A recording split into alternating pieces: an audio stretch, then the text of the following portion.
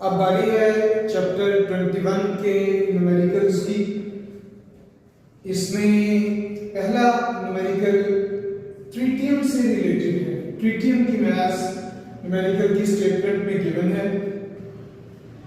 हमें उसका maths defect और बाइंडिंग एनर्जी निकालना है।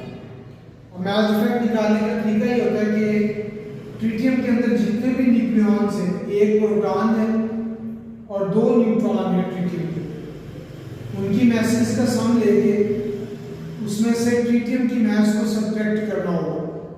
तो इन दोनों की मैसेज का जो डिफरेंस होगा वो मास डिफेक्ट कहलाएगा। तो बच्चों, प्रोटॉन की मास न्यूट्रॉन की मास 2 टाइम्स करनी है क्योंकि 2 न्यूट्रॉन है। इसमें से ट्रिटियम की मास को माइनस किया तो मास डिफेक्ट आ गया 0.008557 जूल। अब मास को एनर्जी में चेंज करने के लिए आइंस्टाइन का फार्मूला है मास एनर्जी रिलेशन mc²। वो भी ठीक है, लेकिन एक शॉर्टकट भी है कि अगर आप मास को एनर्जी में चेंज करना चाहते हैं और आपके पास मास AMU में किलोग्राम में नहीं, तो फिर आप डायरेक्ट 1 U को 931 मेगा इलेक्ट्रॉन वोल्ट MCQ भी है में चेंज कर सकते। तो यहाँ पे क्योंकि मास AMU में गिवन था, इसको हमने डायरेक्ट 931 मेगा इलेक्ट्रॉन वोल्ट से मल्टीप्लाई किया और आंसर 7.97 मेगा इलेक्ट्रॉन वोल्ट में बाइंडिंग एनर्जी का। ये ट्रिटियम की बाइंडिंग एनर्जी। न्यूमेरिकल 2 में हाफ लाइफ गिवन है 9.70 आवर्स। हमें पूछा गया कि इसका डीके कांस्टेंट है। तो सबसे पहले आवर्स को 3600 से मल्टीप्लाई करके आप सेकंड्स में चेंज करें। और ये फॉर्मूला आपको याद रखना होगा, डीके कांस्टेंट और हाफ लाइफ इनवर्सली प्रोपोर्शनल है, जबकि 0.693 इसका कांस्टेंट है। तो इसमें आप हाफ लाइफ की वैल्यू पुट करते हो, डिवाइड करते हो, तो answer 1.99 × 10⁻⁵ second inverse. Decay constant का यूनिट सेकंड इनवर्स।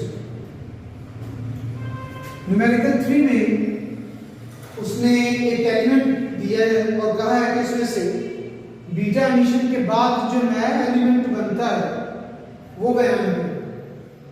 तो आप देख सकते हैं कि प्रोडक्ट और रिएक्टेंट्स की मैसेज आपस में इक्वल होनी चाहिए। तो A + 0 must be equal to 234, क्योंकि बीटा पार्टिकल की मास तो ना होने के बराबर होती है। तो A = 234 हमने लिखा। फिर इसी तरह रिएक्टेंट्स का जो टोटल चार्ज है वो भी प्रोडक्ट्स का जो टोटल चार्ज है वो रिएक्टेंट्स के चार्ज के इक्वल होना चाहिए। तो Z - 1 = 91 - 1 इधर आ गया, प्लस हो गया, तो ये 92 Z की वैल्यू आ। अब इस Z की वैल्यू 92 से हमें पहचान हुई कि पीरियोडिक टेबल में 92 तो सिर्फ यूरेनियम क्या है। तो ये यूरेनियम का एक आइसोटोप बन गया U234 जिसका चार्ज नंबर 92 है। न्यूमेरिकल नंबर 4 में एक रिएक्शन है। ये रिएक्शन हमने चैप्टर के अंदर एग्जांपल्स में भी किया हुआ। तो इस रिएक्शन में नाइट्रोजन के ऊपर अल्फा पार्टिकल की बम्बार्डमेंट से ऑक्सीजन का 17 आइसोटोप प्लस प्रोटॉन हासिल होता है। तो पहले हमें मास डिफेक्ट यानी चेंज इन मास फाइंड करना है, उसके बाद इस रिएक्शन से रिलेटेड एनर्जी फाइंड करना है। तो नाइट्रोजन का मास, अल्फा पार्टिकल का मास, दोनों का सम, जिसे हम कहेंगे मास ऑफ रिएक्टेंट्स। फिर ऑक्सीजन 17 का मास और फिर हाइड्रोजन का मास, इन दोनों का सम करने से जो प्रोडक्ट्स का मास है वो हमने सामने लिख दिया।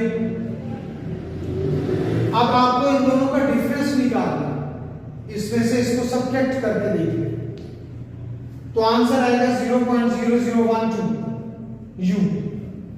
अगेन जो पिछले न्यूमेरिकल में हमने तरीका इस्तेमाल किया था कि अगर मास U में गिवन हो तो डायरेक्ट 931 मेगा इलेक्ट्रॉन वोल्ट से आप मल्टीप्लाई करके उसे मेगा इलेक्ट्रॉन वोल्ट एनर्जी में चेंज कर सकते हैं। तो 0.0012 U को 931 से मल्टीप्लाई किया तो 1.12 मेगा इलेक्ट्रॉन वोल्ट इसका आंसर।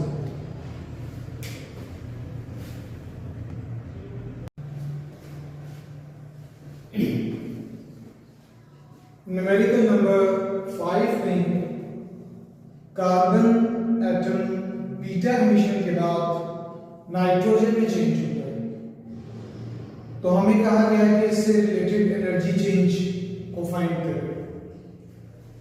तो रिएक्टेंट्स की मास सिर्फ कार्बन ही है 14.007 U, ये गिवन।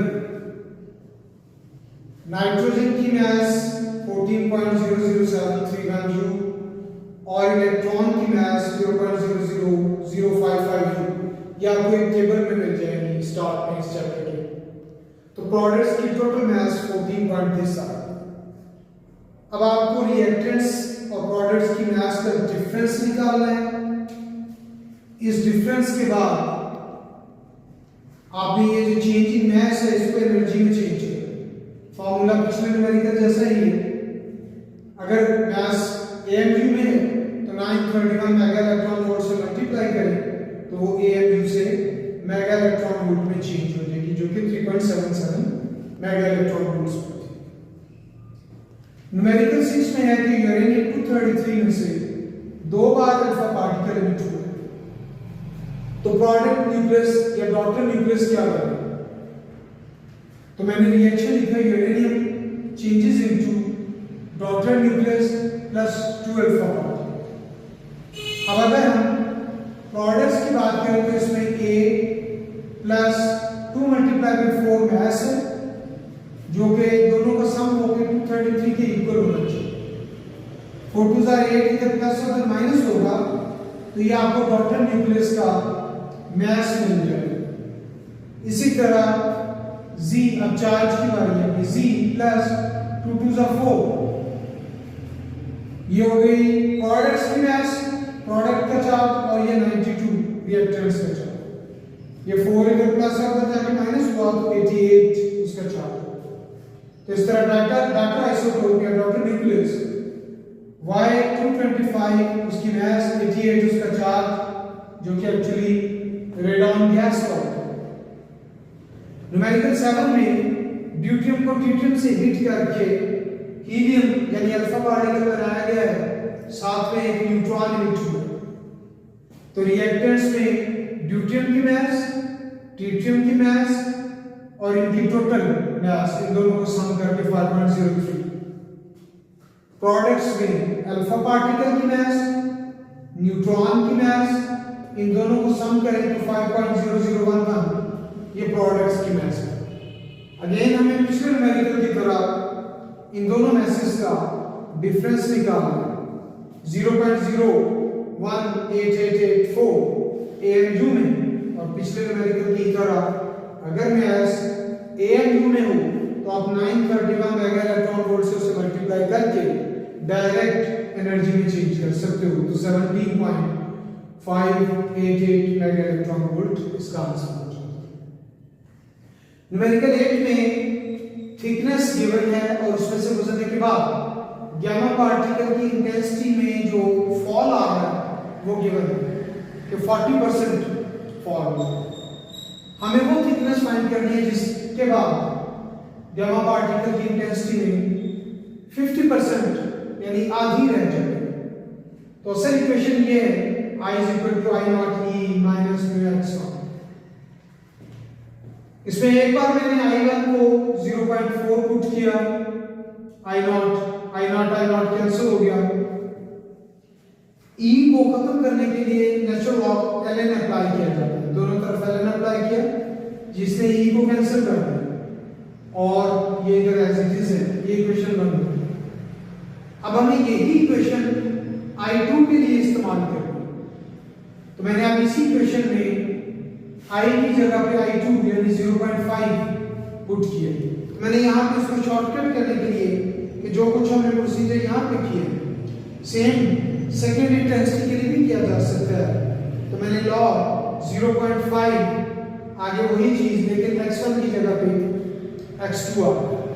अब आपने इक्वेशन नंबर 2 को इक्वेशन 1 से डिवाइड कर दिया, ये शॉर्टकट मेथड हमने यूज किया, ये दो चीजें कैंसिल हो गई।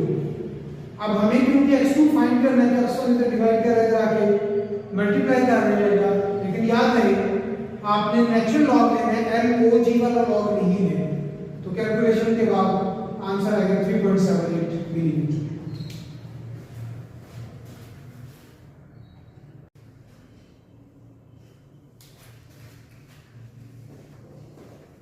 न्यूमेरिकल नंबर 9 में हमें रेडिएशन के काउंट रेट के बारे में पूछा गया है कि अगर डिस्टेंस 1 मीटर हो तो काउंट रेट या एक्टिविटी 360 काउंट्स पर मिनट, लेकिन अगर डिस्टेंस बढ़ा के 3 मीटर कर दिया जाए तो फिर उसकी इंटेंसिटी कितनी रह जाएगी या काउंट रेट कितना रह जाएगा रेडिएटिव। तो अब इसका डिस्टेंस के साथ इनवर्स के रिलेशन है। मैंने इस रिलेशन को कांस्टेंट में चेंज किया और के लिखा। अब इस रिलेशन को 2 टाइम्स लिखें, एक बार काउंट रेट 1 के लिए और एक बार काउंट रेट 2 के लिए। फिर आपने इक्वेशन नंबर 2 को इक्वेशन 1 से डिवाइड कर, डिवाइड करते हुए k से k कैंसिल हो जाएगा, लेकिन ये डिनोमिनेटर का डिनोमिनेटर r1 स्क्वायर ऊपर जाकर मल्टीप्लाई कर जाएगा। वैल्यूज प्लेस करते हैं, r1 की वैल्यू 1 है, r2 की वैल्यू 3 है, स्क्वायर लगाना नहीं भूलना। ये i1 की वैल्यू 360 उधर जाकर मल्टीप्लाई हो गई है तो 40 काउंट है। न्यूमेरिकल टर्म में है कि एक बॉडी का मास है 75 kg, डोज है 24 10⁻³ रेड, राइट।